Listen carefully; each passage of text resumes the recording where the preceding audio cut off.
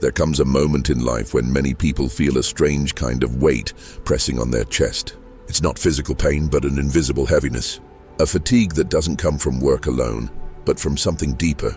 The constant fight to be accepted, to be validated, to fit into molds that were never made for you. This exhaustion isn't laziness. It isn't a lack of drive. It's the silent war we wage against ourselves every single day. And right here, when it feels like there's no way out, lies a truth powerful enough to change the entire course of your life. Before we dive deeper, make sure to subscribe to this channel. Here, we explore practical philosophy and personal growth without superficial cliches, always with the intention of sparking real transformation. If you're searching for clarity, purpose, and the strength to live as who you really are, this space is for you. Look closely at the society we live in, and you'll see subtle traps everywhere. From a very young age, we're conditioned to believe that our value depends on external proof. First, it's grades at school. Then it's our parents' approval. Later, it's the job title, the body shape, the number of followers, the symbols of success we can display. Every stage of life seems to bring a new kind of demand. No matter how much effort you put in, there's always another step to climb. Always another measure reminding you that you're still not enough. Growth itself isn't the problem. The problem begins when this pursuit no longer belongs to you, but becomes nothing more than the reflection of what others expect. We live like actors on a stage we didn't choose, repeating lines we never wrote. The Korean philosopher Byung-Chul Han described this clearly in his work, The Burnout Society. He showed how the freedom we value so much today has become its own form of oppression. No one from the outside is forcing us anymore. Instead, we've become tyrants to ourselves. We demand our own productivity, our own efficiency, our own recognition. We're both the boss and the slave. And the result of this equation is a silent exhaustion disguised as progress, but inside, it corrodes the soul. Carl Jung once said that what you resist persists. The more we try to control, to please, to measure up, the more we build an internal wall that keeps us away from who we really are. It's like juggling masks all day long without realizing that none of them reflect our true face. At first, it can even feel good. Winning someone's smile of approval gives you a quick hit of pleasure.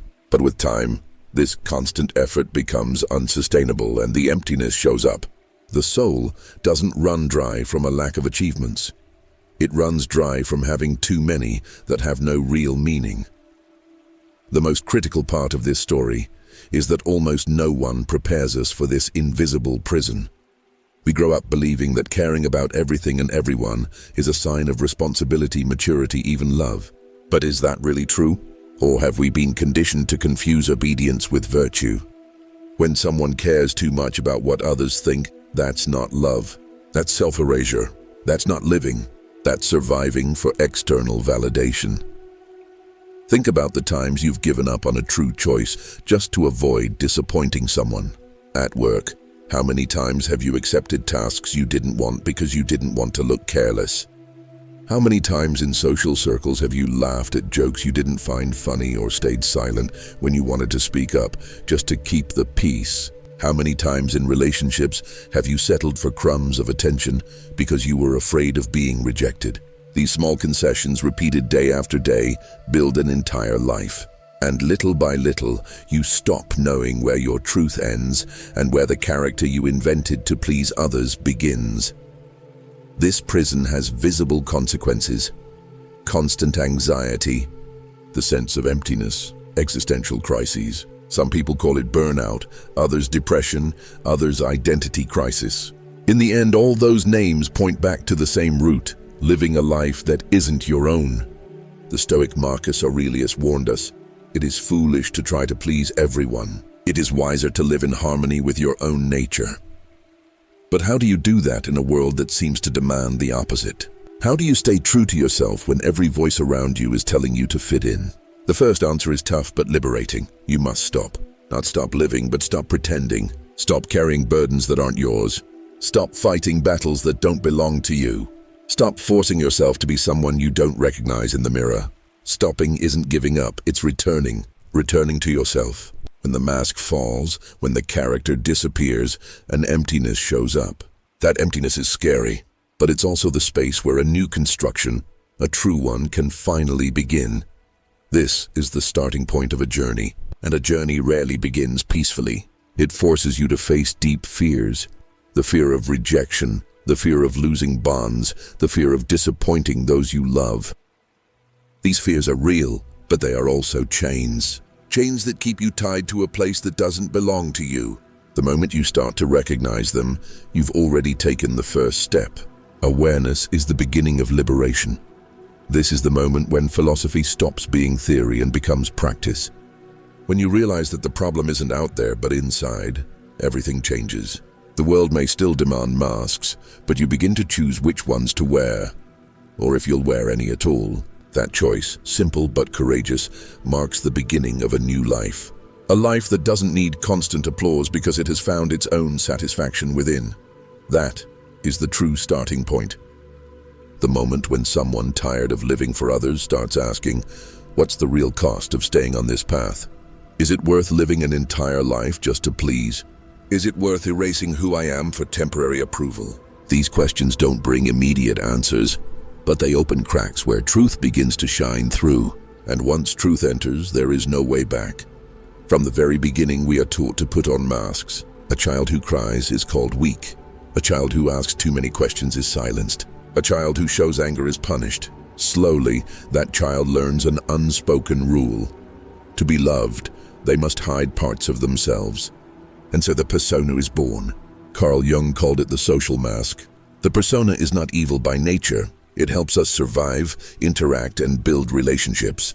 But the problem begins when the mask fuses with the face and we forget there is someone real underneath.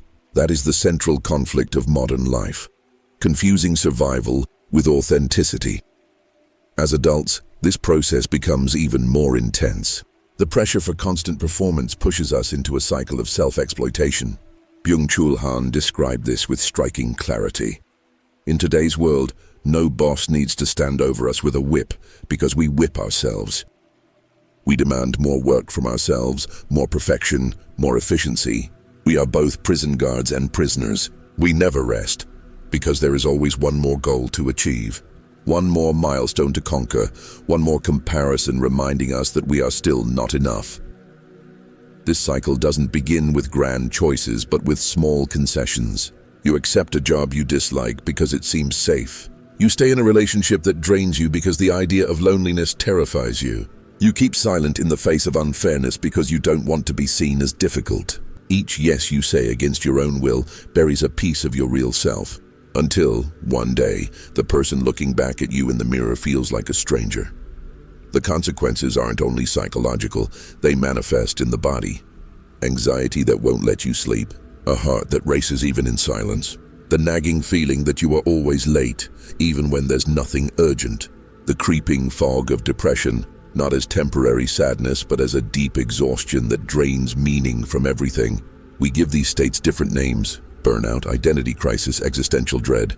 But at the root, they all point to the same disease: living for approval, living for validation, living for others instead of for yourself. Nietzsche once said, "Become who you are." But how can you do that when society molds you from the start to be what others expect? The answer is not simple because it requires courage. The courage to face rejection, to risk disappointing loved ones, to endure solitude for a while. This is where the conflict burns the brightest, because everything in us longs for belonging. We are social creatures wired for connection. The fear of losing bonds is primal. Yet here lies the paradox. Bonds built on masks are not real bonds. They are fragile contracts of convenience, not encounters of essence. The Stoic philosopher Epictetus urged us to draw a clear line between what is under our control and what is not. The opinion of others is not under our control. External approval is not under our control. Conditional love is not under our control. Yet most people build their entire identity on these shifting sands. Imagine building a house on the beach, one strong wave, one harsh criticism, one sudden rejection, and the whole structure collapses. That is why crises often become turning points. The sudden loss of a job, the collapse of a relationship, the burnout that forces you to stop, the rejection that shakes your pride, all of these ruptures act as alarms. They reveal that the life you've been building wasn't stable. It was a facade. In the moment, the pain feels unbearable. But hidden within it is a rare opportunity, the chance to rebuild, this time from truth. Martin Heidegger described this as ontological anxiety, not just ordinary sadness, but the discomfort of living a life that isn't yours, of inhabiting roles written by others, of existing as a stranger to yourself. This anxiety shouldn't be silenced with distractions or numbed with endless busyness. It must be faced, because inside that discomfort lies the seed of transformation. If you avoid it, it grows darker and heavier. If you walk through it, it becomes the path back to yourself. The conflict is not only external. It's not just about social expectations or cultural pressure. The real battlefield is internal. It's the war between the voice that begs for approval and the voice that whispers for truth. One voice seeks comfort, the other demands courage. One voice keeps you chained, the other invites you to freedom. You cannot follow both. At some point, you must choose. Nietzsche captured this transformation in Thus Spoke Zarathustra with a powerful metaphor. The spirit must pass through 3 stages. First, the camel, the one who carries burdens, obeys, and bears the weight of expectations. Then, the lion, the one who learns to say no, who breaks chains, who faces the dragons of conformity. Finally, the child, the one who creates, who plays, who reinvents life with innocence and freedom. The heart of the conflict is this passage between camel and lion. It is the moment when you realize you can no longer carry the burdens of others, and you must find the courage to roar. But roaring comes with a cost. When you begin to say no, you may lose people, you may lose opportunities, you may lose status, and that is terrifying. Many people would rather remain camels for a lifetime than risk the loneliness of becoming lions. But those who dare to cross discover a profound truth. What they lose was superficial, and what they gain is essential. They may lose applause, but they gain dignity. They may lose approval, but they find themselves. That is the core of the conflict, realizing that pleasing the whole world is impossible, but living true to yourself is necessary. The courage to be authentic may cost you comfort, but it gives you back your life. And life, lived with dignity, is worth far more than any applause. After the storm, there comes a strange kind of silence. For those who finally stop living to please others and let the masks fall, the first thing they encounter is emptiness. At first, that emptiness feels terrifying, like stepping into a bare room, no furniture, no noise, no distractions. Only yourself. But this emptiness is not the end. It is the beginning. Out of this silence, the seeds of authenticity start to grow. Without the chains of approval and performance, you begin to see more clearly. You notice what truly moves you, what paralyzes you, what belongs to you and what never did. Even small choices take on new meaning. What you spend your time on, the people you allow close to you, the ideas you consume, the habits you build. And these decisions no longer come from fear, but from truth. The Danish philosopher Søren Kierkegaard said that despair is the sickness of being separated from your true self. And the cure begins when we accept that despair as part of the process of becoming who we really are. That emptiness is not a punishment, it is fertile ground. It is the field where your life can be rebuilt, not from borrowed blueprints, but from your own design. Nietzsche described this rebirth as the will to power, not in the sense of dominating others, but in the sense of creative power. The energy that rises when you stop reacting to the world and start acting from within yourself. It's when your yes and your no stop being reflexes of fear and begin to carry the weight of authenticity. At first, this feels like courage. Over time, it feels like natural order. You no longer need to prove, explain, or justify everything. You simply live in alignment, and when that happens, something unexpected emerges. Life becomes lighter. Not because problems vanish, but because you no longer carry weights that were never yours to begin with. Emotional blackmail doesn't work anymore. Manipulation by guilt or fear doesn't reach you. Opinions lose their sharp edge. What used to feel like prison now fades into background noise. In this silence, you discover something rare, peace. Not a shallow peace, but a deep serenity that comes from accepting who you are. Seneca once wrote, "The soul that has attained wisdom is invulnerable." This invulnerability does not mean you stop feeling pain. It means pain no longer defines you. You can experience loss, sadness, rejection, even failure. But none of these strip away your dignity, and dignity is priceless. Here lies the paradox.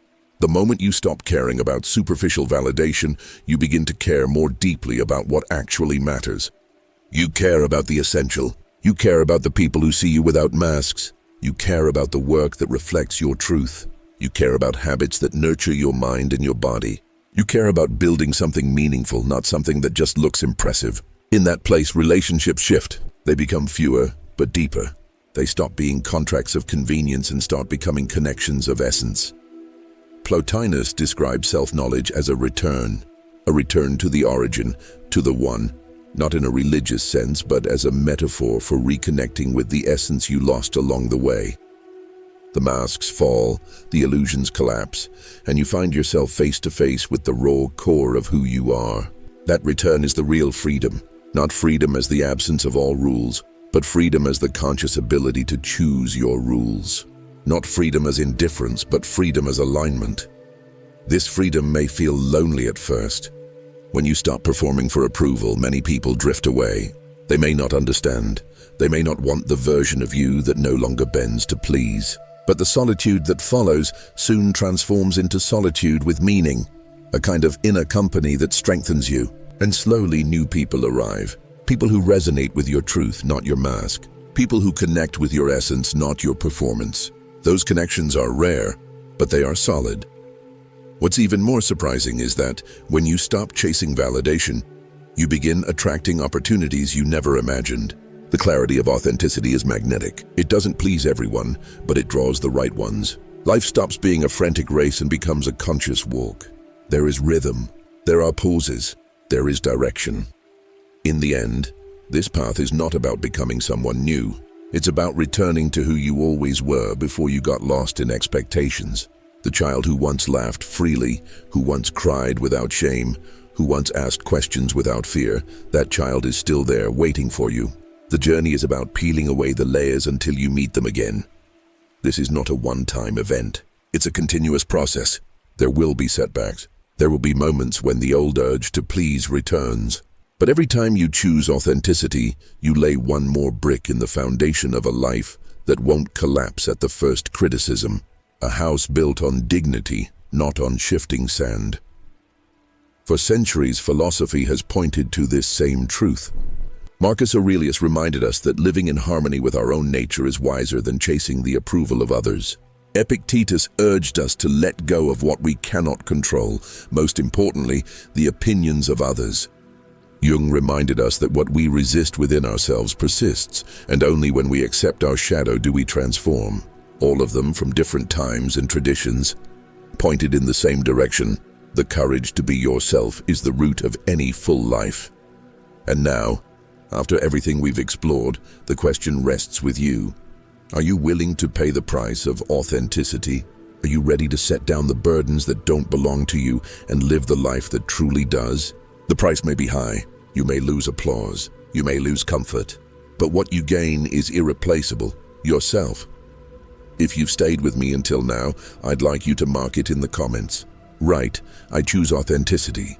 That way, I'll know you were one of the few who not only listened to this entire journey, but are ready in your own way to take the next step.